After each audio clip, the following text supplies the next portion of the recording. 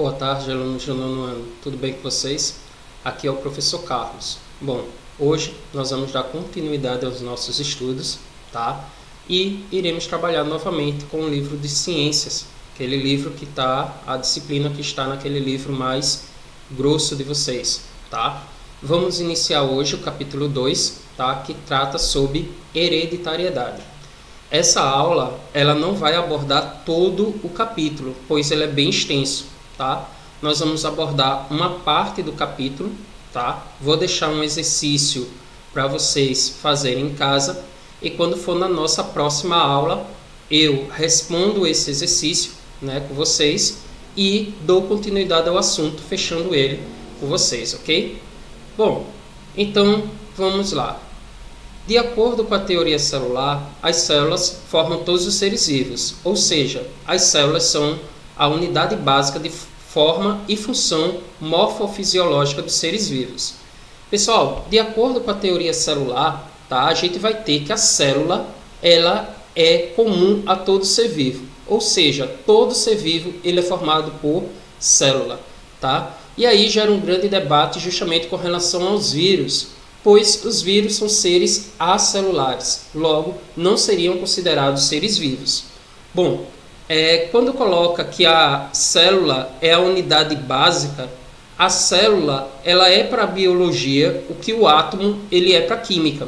Então, quando a gente estava falando lá de átomo, a gente dizia que o átomo era a menor partícula indivisível da matéria, que tudo que existia na natureza era formado por átomos, tá?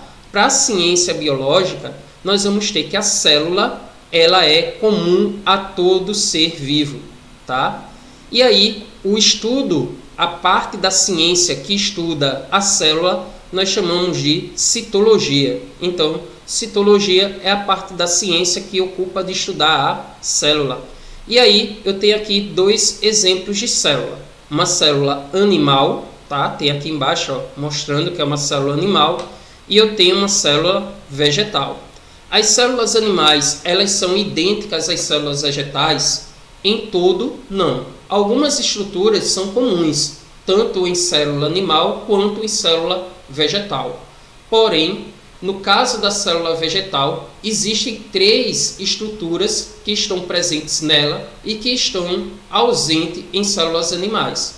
São elas a parede celular, ó, você está vendo que essa célula aqui vegetal ela tem essa parede em verde, que confere maior rigidez à célula. Já na célula animal, vocês não visualizam essa parede verde, tá? Uma outra estrutura são esses vacúolos, ó, esses espaços, tá vendo? No caso da célula animal, vocês também não veem. E a questão do cloroplasto, né, que está aqui, que é quem vai fazer a questão da fotossíntese para as células vegetais. Vocês também não veem ela aqui, ó, no caso na célula animal. Outras estruturas são comuns a ambas as células, como ó, retículo endoplasmático, ambas possuem, mitocôndria, ambas possuem, complexo de Golgi, ambas possuem, núcleo também. Então, algumas estruturas elas são comuns, tanto em célula animal quanto em célula vegetal. Outras estruturas das células animais, elas são ausentes em células vegetais. Bom, de acordo com a organização do material genético, as células elas podem ser classificadas de dois tipos. Eu posso ter as células chamadas de procariontes e as células chamadas de eucariontes. Para eu distinguir essas duas células, eu observo que o material genético, como se dá a sua organização. No caso das células procariontes, são aquelas em que o material genético não é protegido por uma membrana, ou seja, ele fica solto no citoplasma. O material genético, que pode ser o DNA ou o RNA, ele se encontra misturado ao citoplasma. E aí, ó, eu tenho aqui um exemplo para mostrar para vocês. Tenho aqui ó, um ser procarionte, né? E vocês podem visualizar ó, que o DNA, a cadeia do DNA, o material genético, ele se encontra misturado ao citoplasma. Já no caso dos seres eucariontes, tá? São aquelas em que o material genético ele é protegido por uma membrana, ou seja, ele fica protegido e separado do citoplasma. E aí, ó, eu tenho aqui no caso uma célula animal, tá? E nesse caso é uma célula eucarionte, pois o núcleo, ó, material genético aqui, ó, tá vendo? Em roxinho, ele fica envolto por essa camada, ó, amarela. E essa camada nós damos o nome de carioteca. Bom, as células eucariontes apresentam três partes fundamentais. Então, no caso das células eucariontes, elas apresentam três partes que são fundamentais, que é a membrana, essa parede aqui, ó, mais externa, né? Membrana plasmática. Nós temos o citoplasma, que é onde eu vou encontrar os organoides citoplasmáticos, e eu tenho aqui no caso o núcleo, um núcleo celular, tá? Membrana plasmática. Então a gente vai estudar cada uma dessas estruturas, né? Começando pela membrana plasmática. No caso da membrana plasmática, ela é presente em qualquer tipo de célula, seja ela célula animal, seja ela célula vegetal, seja um ser procarionte ou um ser eucarionte. Todos têm membrana plasmática. E aí, o que nós podemos tirar da membrana plasmática? É uma estrutura presente em todas as células procariontes e eucariontes. Ela delimina o conteúdo da célula, separando do meio intracelular do meio extracelular. Então, ela é uma parede que separa tudo aquilo que está dentro da célula do meio que está fora da célula. E é a principal responsável pela forma e pelo controle da entrada e saída de substâncias da célula. Ela é lipoproteica, ou seja, formada por proteína e lipídio. Então, a membrana plasmática, ela é lipoproteica, ela é formada por duas camadas, que seria proteínas e lipídios. Então, eu estou colocando aqui uma imagem, ó, em destaque da membrana plasmática. E aí nós temos uma série de estruturas que estão presentes nela. Bom, além de delimitar o conteúdo da célula, as membranas também podem executar outras funções. Então, além dessa função de separar aquilo que está dentro da célula do que está fora da célula, a membrana plasmática, ela pode possuir outras funções. E aí são funções mais específicas que nós iremos abordar a partir de agora. Para isso, as membranas de algumas células desenvolvem especializações, como elas a microvilosidade, com a função de aumentar a área de absorção. Então, existem certas células do nosso corpo que elas possuem uma membrana plasmática que ela apresenta uma microvilosidade maior, justamente para abordar uma maior área de absorção, como no caso as paredes do intestino. Então, no caso do intestino humano, né, é neste órgão que ocorre a absorção dos nutrientes. Ora, torna-se evidente que é necessário que as células dessa região elas possuam uma melhor capacidade de absorção de nutrientes e de água.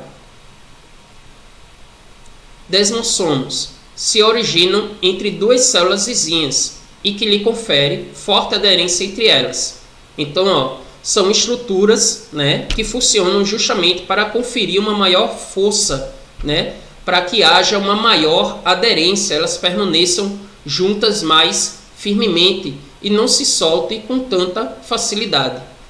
Interdigitações são saliências e reentrâncias das membranas celulares laterais de células vizinhas, que se encaixam umas nas outras, aumentando a coesão e facilitando as trocas de substâncias entre elas. Então, no caso, ó, das interdigitações, né, alguns livros abordam com o nome de um sistema de chave e fechadura. Isto porque, no caso, nós temos aqui duas células que elas se encaixam perfeitamente.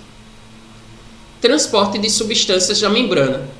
Então, eu posso ter um tipo de transporte passivo, né? No caso do transporte passivo, não há um gasto de energia, tá? Então, eu não estou gastando energia para que haja esse tipo de transporte. pois a membrana permite a livre passagem de substâncias.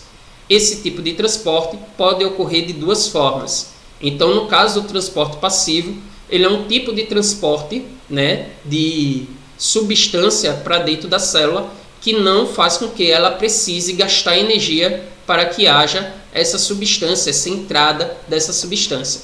E aí, esse transporte passivo pode ocorrer de duas formas, ou a difusão, no caso, que é um movimento de moléculas, nesse caso, ocorre no sentido da região onde há maior concentração de moléculas para a de região de menor concentração.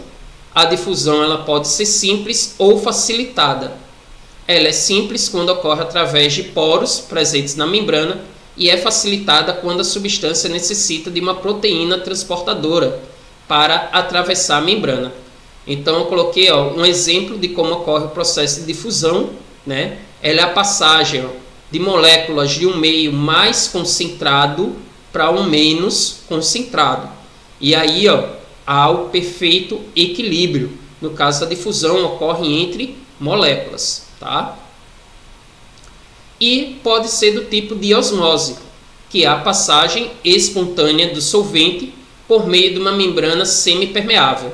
Nesse processo, a membrana semipermeável permite a passagem do soluto,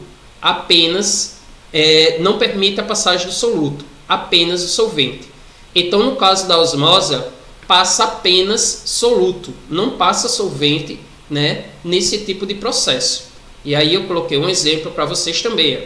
Eu tenho aqui, no caso da osmose, eu tenho a passagem do meio mais concentrado do meio menos concentrado para o mais concentrado. Mas nesse caso, só há a passagem de solvente. Vocês podem notar que essas bolinhas em vermelho seriam soluto. Eles não passam através dessa membrana. A única que há passagem é no caso do solvente. Nesse caso, nós poderíamos dizer que esse solvente poderia ser, por exemplo, a água. Bom, no transporte ativo, por outro lado, é o tipo de transporte que há o gasto de energia. Então, enquanto no transporte passivo não existe o gasto de energia, no transporte passivo, no ativo, ele há a necessidade de um gasto de energia, pois o movimento ocorre contra o gradiente de concentração. Então, ocorre no sentido inverso. Eu posso ter a endocitose, quando corresponde à entrada de substâncias e, em alguns casos, de células inteiras. São exemplos de endocitose, a fagocitose e a pinocitose. Bom, a fagocitose, processo de englobamento de partículas sólidas através da projeção de pseudópodos. E a pinocitose é quando ocorre o processo de englobamento de substâncias líquidas, de partículas dissolvidas em um meio líquido. Então, no caso do transporte ativo, eu posso ter a pinocitose ou a fagocitose. Fagocitose, partículas sólidas; pinocitose, substâncias líquidas. E aí, no caso da fagocitose, eu estou englobando partículas sólidas para dentro da célula, e no caso da pinocitose, eu estou englobando partículas líquidas para dentro da célula. Já passando pela membrana e indo mais a fundo, adentrando no citoplasma. O que seria o citoplasma? Ele é o espaço entre a membrana plasmática e o núcleo da célula. Então, pensem da seguinte forma: a membrana ela é como se fosse a pele do nosso corpo. Já o citoplasma, eles vão ser os órgãos que nós temos. Então, no caso da célula, para que ela desenvolva as suas, como é que eu posso dizer, o seu metabolismo, né, ela funcione de maneira adequada, ela precisa de certas estruturas que desempenhem funções específicas, como no caso do corpo humano, né? Nós também temos alguns órgãos que trabalham de forma específica, como por exemplo o intestino, como já mencionado, né, participa no processo de digestão. Nós temos os pulmões, que participam no processo de respiração, e no caso da célula não vai ser diferente. Só que a célula ela é como se fosse uma diminuição do nosso corpo. Então, no caso da célula, nós não vamos ter órgãos, né, da célula, mas nós vamos ter organoides citoplasmáticos. Esses organoides têm justamente as mesmas funções ou funções bem semelhantes às funções desempenhadas pelo organismo humano. Então, eu coloquei aqui um quadro resumo com os principais organoides e suas respectivas funções. Então, no caso do retículo endoplasmático granuloso ou retículo endoplasmático rugoso, ele participa na produção de proteínas. Então, é ele quem vai, dentro da célula, produzir as proteínas necessárias. Já o retículo endoplasmático não granuloso, ele participa na síntese de hormônios e desintoxicar o organismo. Exemplo, o fígado. Então, no caso do órgão do fígado, ele é um tipo de órgão que possui muitas células com retículo endoplasmático não granuloso. Justamente por isso, o fígado ele tem a função de desintoxicar o nosso organismo.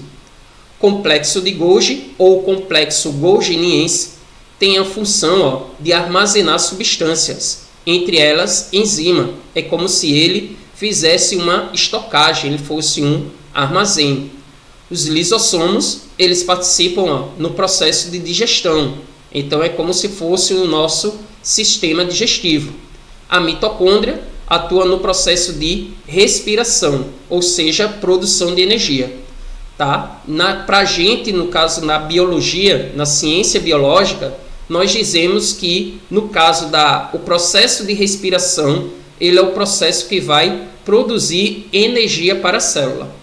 Já os cloroplastos, no caso de células vegetais, eles funcionam eles atuam na parte de realização da fotossíntese. Já os centríolos são importantes no processo de divisão celular. Então, quando nós falamos do processo de divisão celular, que nós iremos abordar mais profundamente adiante, é um processo que ocorre dentro dos centríolos. E o núcleo da célula, que tem a função de centro de controle das principais funções metabólicas. É como se o núcleo da célula fosse o nosso cérebro, que comanda as demais funções do nosso corpo. Bom, como eu havia falado para vocês, nós vamos aprofundar um pouco o nosso conhecimento no campo da divisão celular. Bom, pessoal, a divisão celular ela é importante para o nosso organismo em diversos sentidos. Entre eles, tá, o de regeneração de tecido. Então, por exemplo, quando nós levamos um corte, né, um pequeno corte, um arranhão, depois de um tempo, aquele corte ele para de sair sangue, né, e começa o processo de cicatrização. Durante esse processo de cicatrização, o nosso organismo ele começa a produzir células, né, específicas, justamente para fechar aquela entrada que ficou aberta. Então, eu estou regenerando, né, uma determinada área lesionada, no caso da pele. Porém, tem células do nosso corpo que possuem uma capacidade maior de regeneração, enquanto outras possuem uma capacidade menor de regeneração. No caso da pele, no caso do cabelo, né, possuem uma capacidade maior de regeneração. Porém, outras células nossas, como as células neurais, os neurônios, eles não possuem uma capacidade de regeneração. Uma vez que o neurônio ele morre, né, o nosso cérebro ele não produz mais neurônios para poder realizar esse processo de substituição. A regeneração dos tecidos também é importante no caso do aumento do corpo, né, ou desenvolvimento corpóreo.